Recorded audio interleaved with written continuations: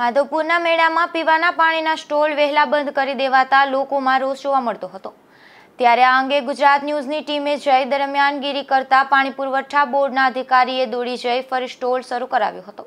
માધવપુર મેળાના વિશાળ મેદાનમાં પથરાયેલ વિવિધ સ્ટોલ્સ અને રાઇડ્સની મજા માણતા લોકોને તેમજ સેવાતર પોલીસ, ફાયર, ઇલેક્ટ્રિક, આરોગ્ય અને અન્ય તમામ સ્ટાફ અને રાઇડ્સના અને સ્ટોલના લોકો માટે સરળતાથી શુદ્ધ પીવાનું પાણી મળી રહે તે રીતે પીવાના પાણીના પોઈન્ટ તૈયાર કરવામાં આવ્યા હોવાનું તંત્રએ જાહેર કર્યું હતું।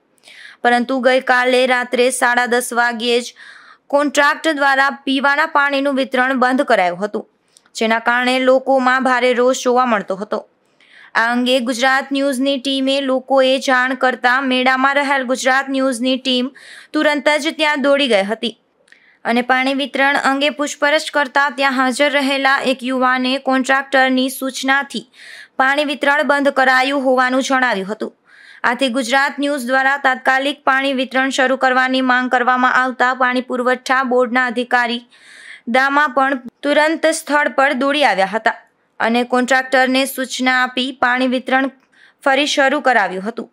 ત્યારબાદ હજારો લોકોએ પીવાના પાણીની આ સુવિધાનો લાભ લીધો હતો। મેળો મોડે સુધી ચાલુ રહેતો હોવા છતાં પીવાના પાણીનું વિતરણ બંધ કરી દેવામાં આવતા મેળો ચાલુ રહે ત્યાં સુધી પાણી વિતરણ પણ શરૂ રાખવા માંગ ઉઠી છે। અહીં રીતસર પાણીનો સ્ટોક હોવા છતાં પાણી પીવડાવવાનું બંધ કરી દીધું છે। માધવપુરનો મેળો કૃષ્ણ રૂક્ષ્મણીના વિવાહ પ્રસંગે યોજાતો મેળો છે, જેમાં હજારો નહીં પરંતુ લાખોની જનમેદની આવે છે અને તેના માટે વહીવટીતંત્ર દ્વારા અહીં પાણીની સુવિધા ઉપલબ્ધ કરવામાં આવી હતી, પરંતુ કેટલાય આવા સ્ટોલ છે કે જ્યાં લોકોએ પાણી પીવડાવવાનું બંધ કરી દીધું છે। આવા બેદરકાર કોન્ટ્રાક્ટરોને શા માટે કોન્ટ્રાક્ટ આપવામાં આવે છે તે સવાલ લોકોમાં ઉઠી છે।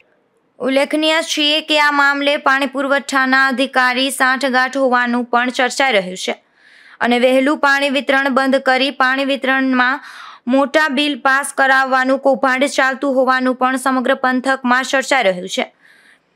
ત્યારે જવાબદારીઓ સામે ઉચ્ચ કક્ષાએ તપાસ થાય તો જ કાર્યવાહી થઈ શકે તેવું જણાઈ રહ્યું છે।